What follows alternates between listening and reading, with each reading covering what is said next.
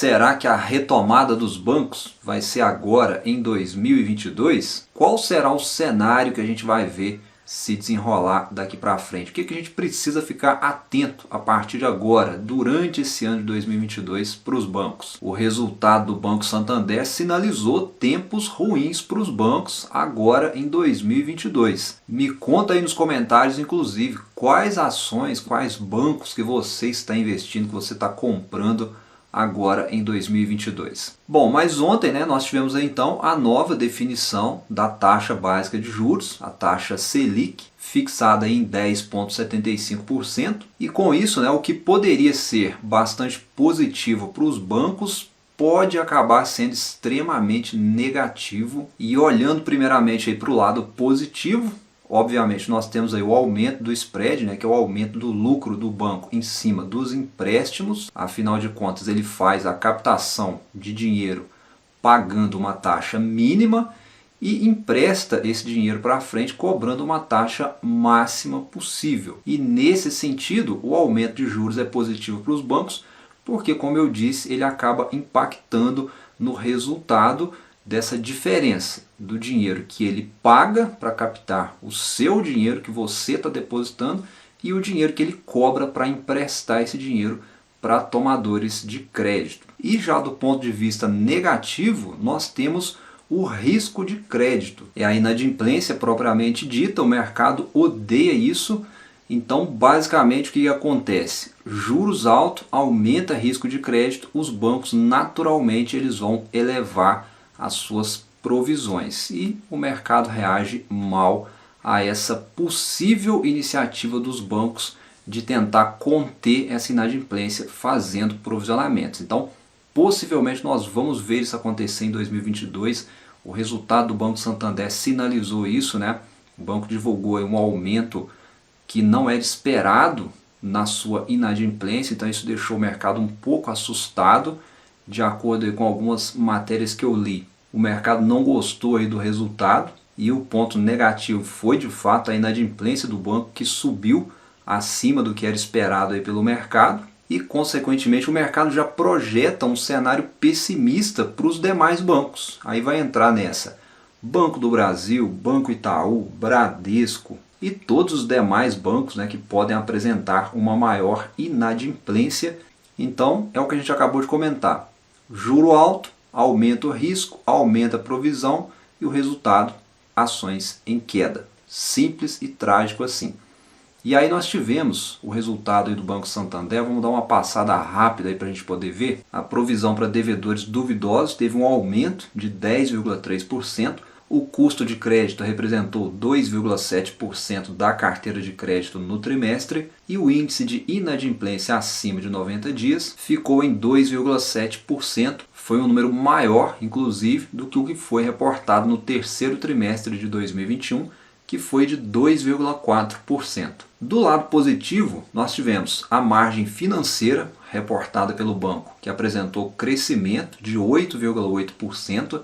A carteira de crédito cresceu, o banco reportou expansão de 12,4% na comparação anual e atingiu 462 bilhões. O destaque ficou para a carteira de pessoas físicas, com crescimento de mais de 20%. As receitas com prestação de serviço também tiveram evolução. O destaque ficou para os cartões de crédito, que expandiram cerca de 30%.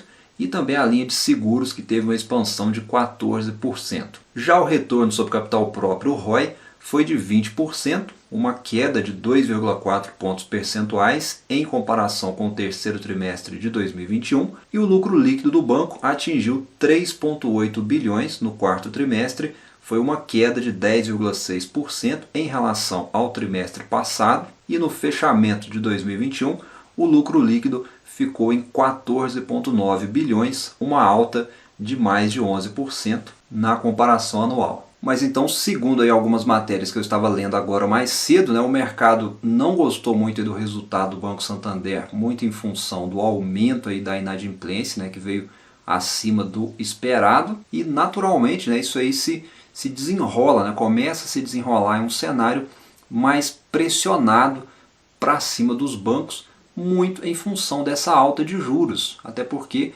alta de juros não é bom para ninguém, né? Não é bom nem para os bancos, muito menos para a economia como um todo.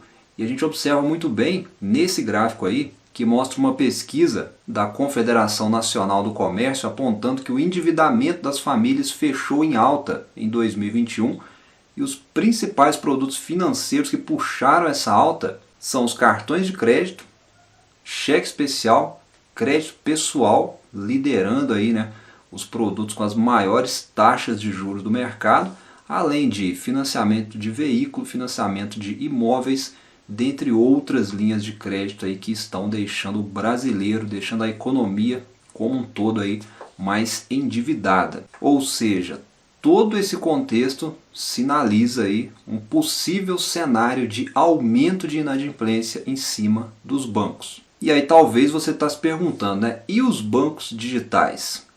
Bom, se está ruim, se está desafiador para os bancões que já conhecem o mercado, que já estão há anos trabalhando com esse negócio, imagina para os bancos digitais que estão praticamente começando agora. Essas fintechs, esses bancos digitais, eles não têm carteiras de crédito robustas igual aos grandes bancos. E naturalmente, quem recorreu às fintechs, o perfil de cliente que recorreu às fintechs, automaticamente o mercado já entende que foram os mal pagadores, ou seja, aquele cliente que o bancão não quis por algum motivo, por alguma desconfiança, as fintechs abraçaram aquele cliente, confiaram nele, porém esse cenário de alta de juros coloca esse cliente em xeque, coloca isso como risco de crédito. E aí nós temos também, além desses clientes, outros clientes desbancarizados que vieram para as fintechs que ainda não têm um perfil de risco definido, e esses clientes são também uma interrogação, porque a instituição não sabe se ele vai ou não ser um inadimplente lá na frente. Então as fintechs, no momento, elas não estão passando por um bom momento e o cenário para elas é bem mais desafiador do que para os bancões. Então vocês devem se lembrar, né, daquela ladainha lá de 2020, de que as fintechs, de que os bancos digitais iam dominar o mercado. Muito possivelmente a gente vai ver isso agora em 2022 caindo por terra e possivelmente muitas fintechs vão estar deixando o mercado literalmente. Mas voltando aqui para os bancões, o que a gente precisa ficar de olho a partir de agora? Quais são os bancos que podem se destacar mesmo dentro desse cenário que está se desenrolando aí como um ano de 2022 com bastante adversidades? Bom, eu acredito o seguinte, nós temos bancos estratégicos, a gente pode aí dar alguns nomes aí aos bois. Vamos citar que, por exemplo, o Banco Bradesco é um banco que tem uma boa carteira de seguros, boa parte do lucro do Bradesco vem dessa linha de negócio. E nós temos também dentre os bancões o Banco do Brasil, que reportou um terceiro trimestre extremamente positivo, com grandes resultados. O banco tem uma força na parte do agronegócio, além de ter reduzido fortemente a inadimplência no trimestre passado. E eu acredito que o Banco do Brasil deve ser um termômetro bastante importante agora, na hora que divulgar o seu resultado do quarto trimestre.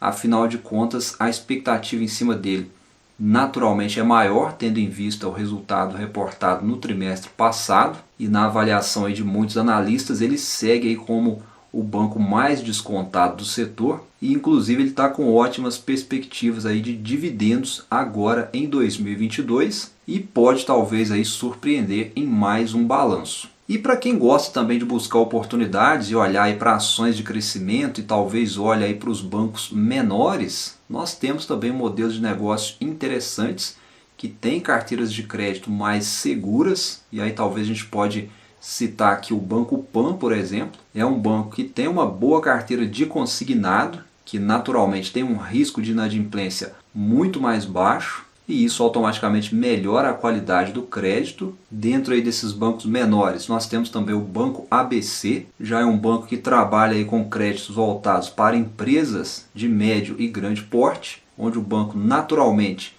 se expõe a uma carteira de crédito de maior qualidade, tendo em vista aí o perfil do seu cliente. Na minha opinião, né, os pontos a serem observados daqui para frente nos balanços dos bancos, não só do quarto trimestre, mas do primeiro trimestre de 2022, segundo trimestre, Eu acredito que são principalmente margem financeira, ou seja, quanto que os bancos estão conseguindo lucrar em cima dos seus clientes, nas operações de crédito aí com os clientes. Um outro ponto de muita atenção, inadimplência. Será que ela vai seguir aumentando de acordo com o que os juros forem subindo? Será que ela vai se manter? Será que ela vai diminuir?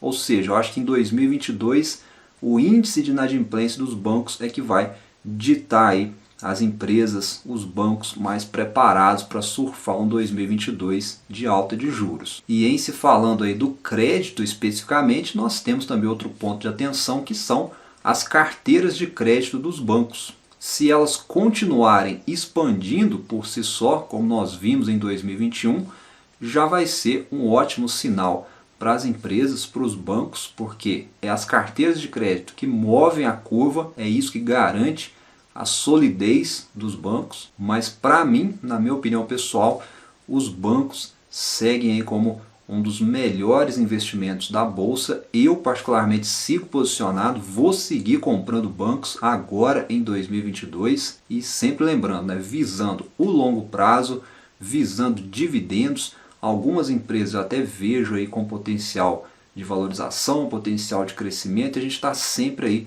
estudando aí as melhores opções, né? Essa é a minha opinião, é o que eu acredito aí para os bancos agora em 2022. Bastante cautela, bastante cuidado na hora de investir, porém o modelo de negócio dos bancos, o fundamento, ele não se perdeu, né? Ele segue inalterado e são adversidades aí que os bancos já estão acostumados a lidar em toda a sua trajetória, né? Afinal de contas, o banco não começou ontem a operar no Brasil, eles estão aqui há muito tempo. Vou seguir aportando nos bancos e eu gostaria de saber também a sua opinião.